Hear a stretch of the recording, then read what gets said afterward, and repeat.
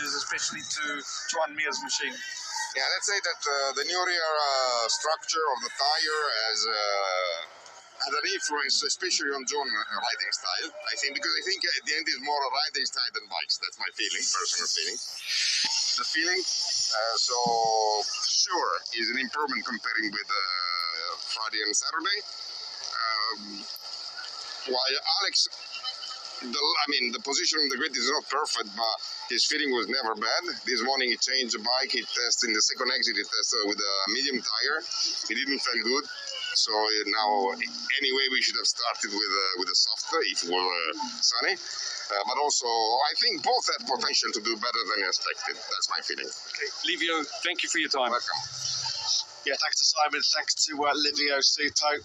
As you can see there at the bottom of your screen is the pit lane open, delayed due to weather conditions. We just popped into the Tech 3 KTM garage and saw Remy Gardner's logo that he carries around with him on his chest plate. He's a surf dude, isn't he, from Australia, Remy? And at the moment, that's probably what you need, a bit of surfing kit out here in Mandalika. Ralph Hernandez, a bit of a tough start, a bit of a baptism of fire, I guess you could say, in MotoGP. It was always going to be. The level in MotoGP now, so competitive, so tough, not just in terms of closeness from the machinery, but the closeness and the talent of the riders as well. And tough start to finish last in the season over in Qatar. When you think how awesome, how fantastic Ralph Hernandez was in Moto2 last year, he said he's got to sort of recalibrate his brain to understand that it is going to take time. He has got to be patient, although patience is not a character virtue you normally associate with professional motorcycle racing, is it? No, and the rookies specifically have got a bit of experience, not just this weekend, but generally in the wet conditions. We did have a bit of wet weather, as you can imagine, in the part of the world that they were testing.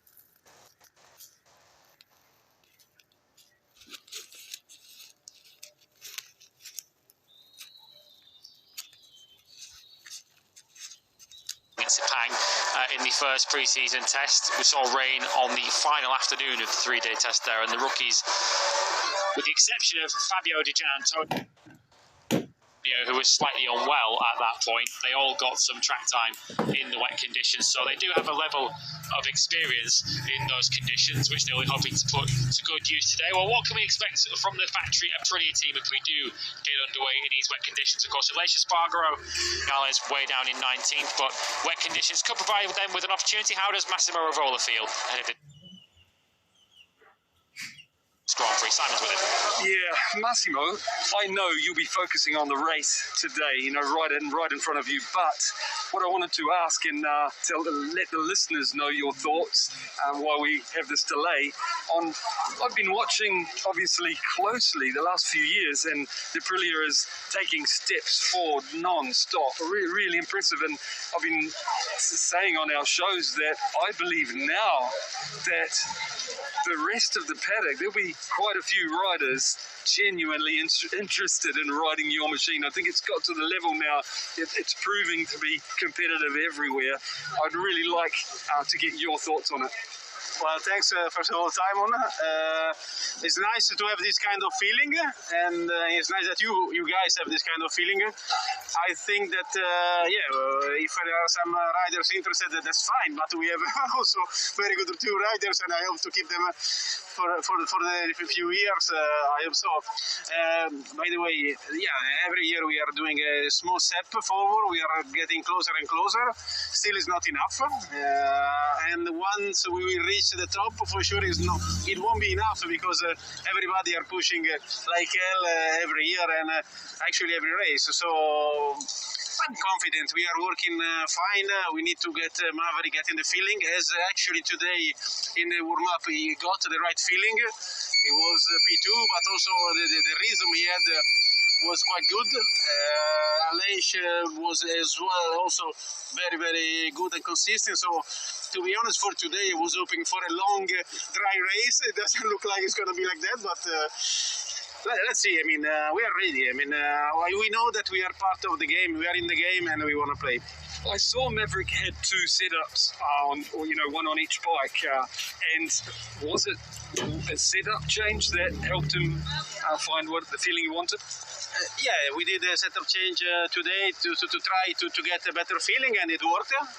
I think now Maverick is in a phase where we need to get his feeling before getting the best possible bike. We need to get his feeling, and this morning it worked. So it's a bit of a pity that he cannot prove during the race that the changes were fine on a dry condition, but we'll see. At least we did a step for sure.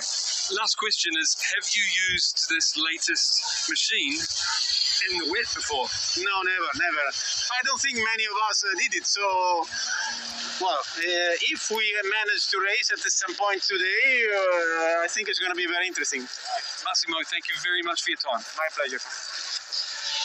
Yeah, we should actually congratulate Aleix Espargaro on the subject of Aprilia. Aleix Espargaro, if you've been following him on social media earlier this week, he sent out a bit of a call to arms to the Indonesian fans to try and get him over the 1 million Instagram followers mark. He promised to give away his helmet and also wanted to throw it into the crowd if he made it. He started the week 60,000 followers away, and we're delighted to say that with a day or two to spare, Aleix Espargaro succeeded. The Indonesian fans tipped him over the 1 million followers mark, so should we get underway and should this race take place and Aleix Espargaro reach the finish of it, those fans could be lifting their hands ready to catch Aleix Espargaro's crash helmet in an hour or two's time. A good job by Aleix Espargaro.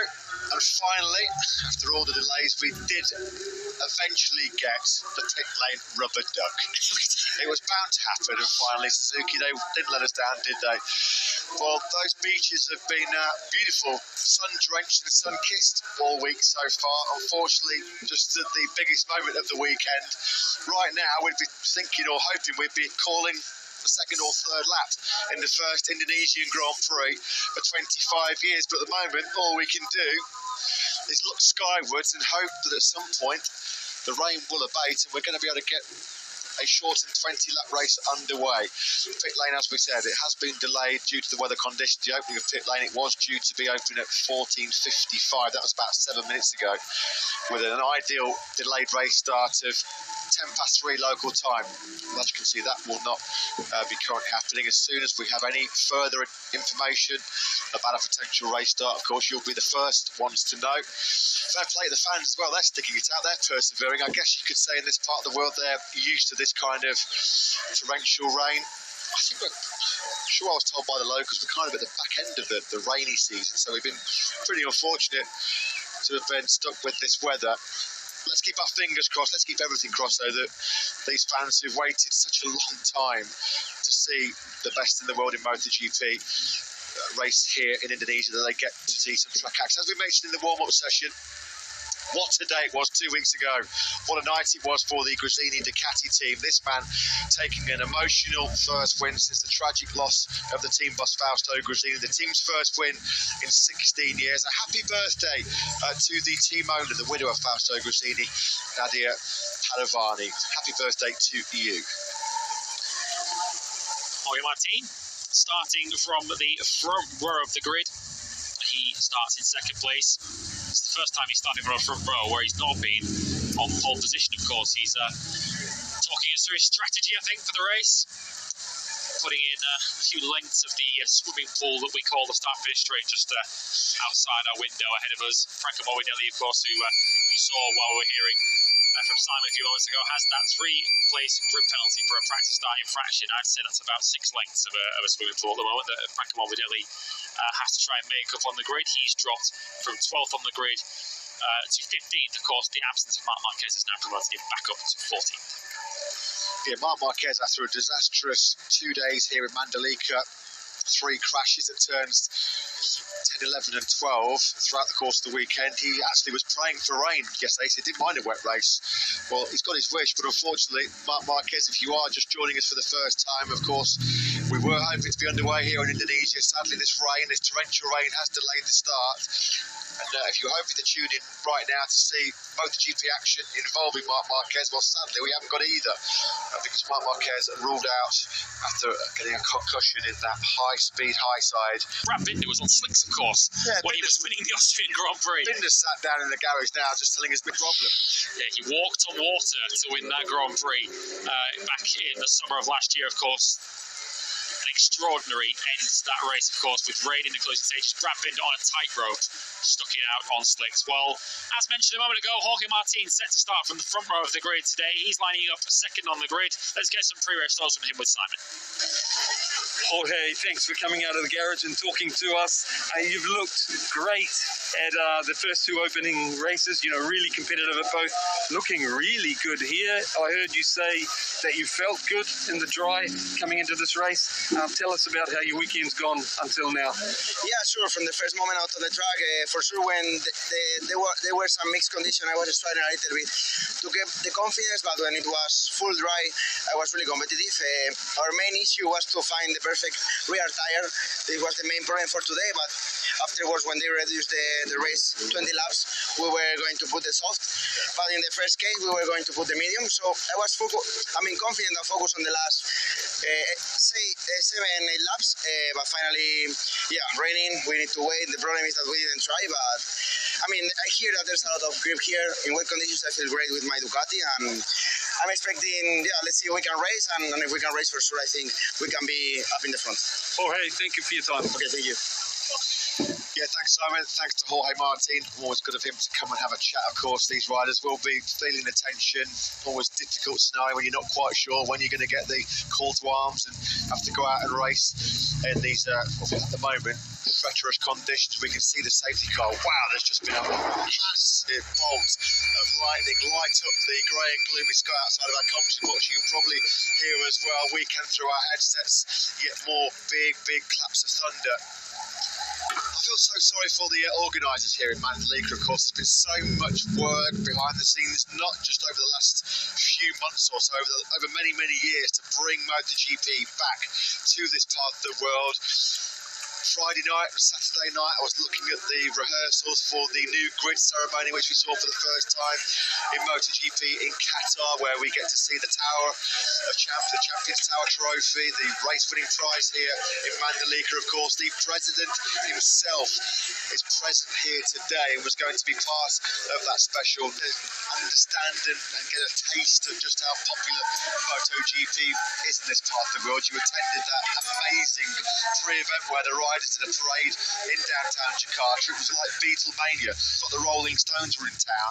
These guys are treated like rock stars. Whoa! Well, we said that there was some claps of thunder and bolts of lightning. What a get that is by our camera crews out on circuit.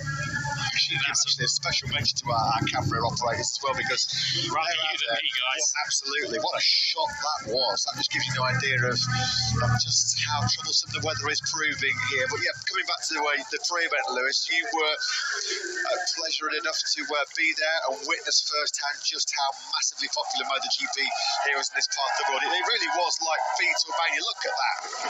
Off in the distance, we are getting the thunderstorms that were forecast. Yes, it's a spectacular sight, or not the spectacular sight that I think anyone wanted to watch. I was actually shaking because this